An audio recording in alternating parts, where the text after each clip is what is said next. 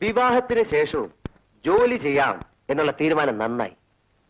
ഈ ഭർത്താക്കന്മാരെ സഹായിക്കുന്ന ഭാര്യമാരെയാണല്ലോ നമുക്ക് ആവശ്യം. പക്ഷേ ഈ ആണുങ്ങളെ വിശ്വസിക്കാനേ കൊള്ളത്തില്ല. 500 വരുമാനം, പക്ഷെ പറയുന്നതോ 5000. ഒടുവിൽ കുടുങ്ങുന്നതോ പെണ്ണുങ്ങൾ.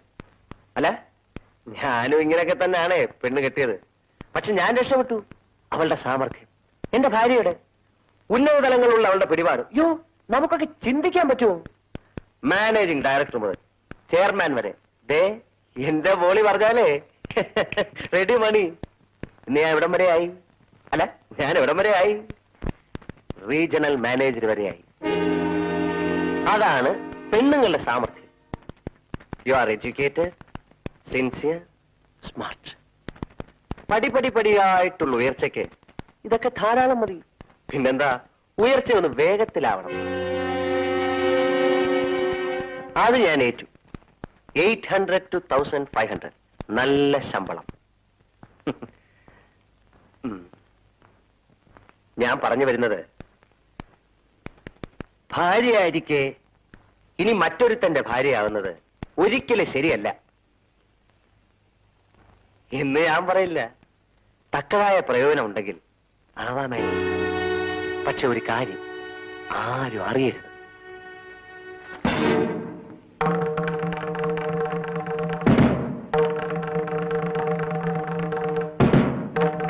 ആരും അറിയില്ല. ഇനി വാച്ച്മാനെ വരെ ഞാൻ പറഞ്ഞു വിട്ടിരിക്കുക.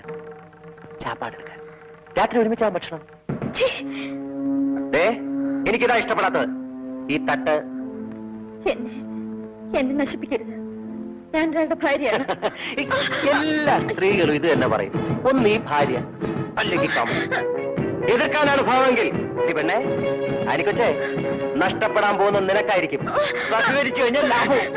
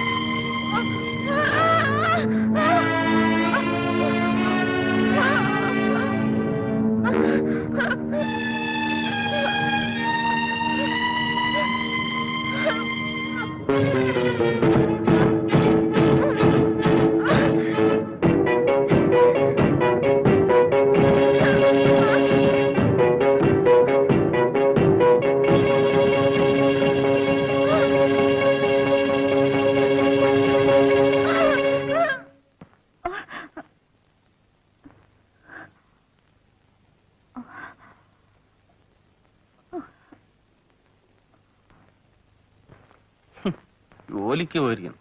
അവളൊരു ഉദ്യോഗസ്ഥേ. ഈ 8 മണി വരെയുള്ള ഓഫീസ് ജോലി ഇവിടെ വേണ്ട. ആനി,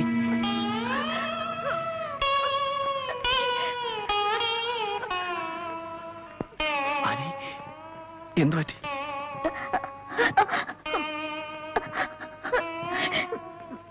ഞാൻ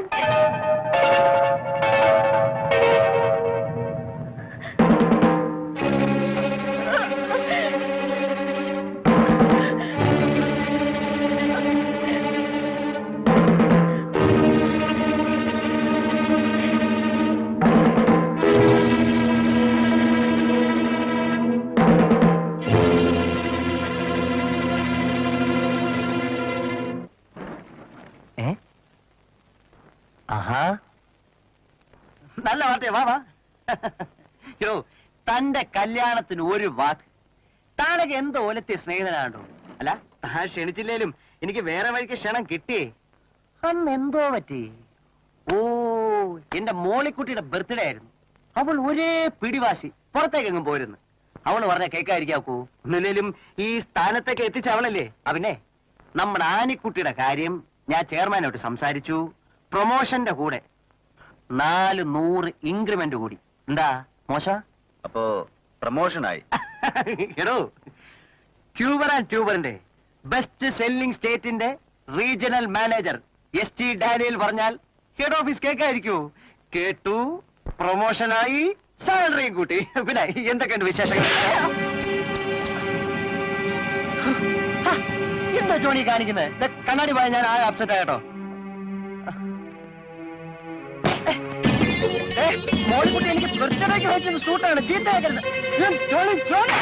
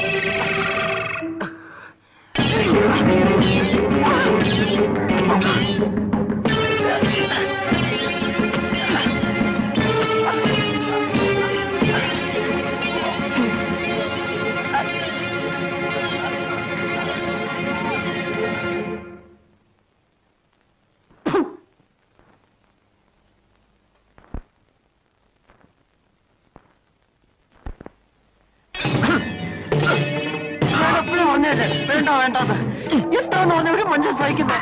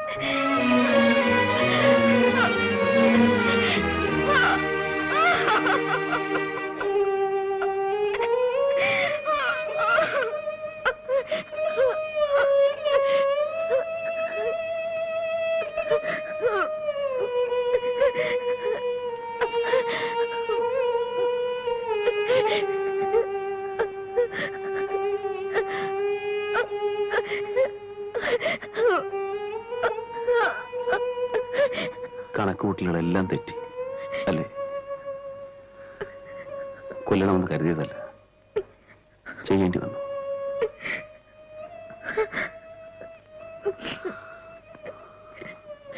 സാഹചര്യത്തിന് അടിമയാവുന്നവൻ മനുഷ്യനില്ലെന്ന് പറഞ്ഞ ഹാനിയും സാഹചര്യത്തിന് അടിമയായി. സാരമില്ല, ശരീരവും മനസ്സും അറിയാതെ നടന്നല്ലേ, മറന്നേ പറ്റൂ.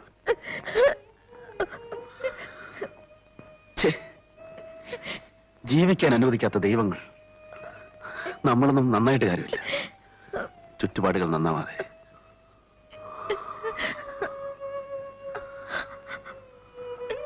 ആനി നിർത്തിവെച്ച എന്റെ ജീവിത രീതികൾ വീണ്ടും തുടങ്ങിയേ പറ്റൂ. ആ വഴികളിൽ ഇനി ആനയും കൂട്ടായിരിക്കണം.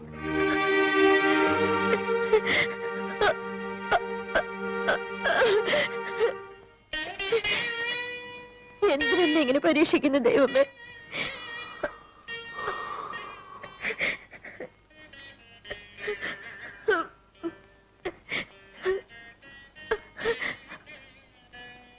സമാധാനമായിട്ട് വല്ലതും കഴിച്ചു കിടന്ന് ഉറങ്ങാൻ നോക്ക്. നാളെ ഓഫീസിൽ പോകണ്ടേ? ആർക്കും സംശയത്തിന് ഇട കൊടുക്കരുത്.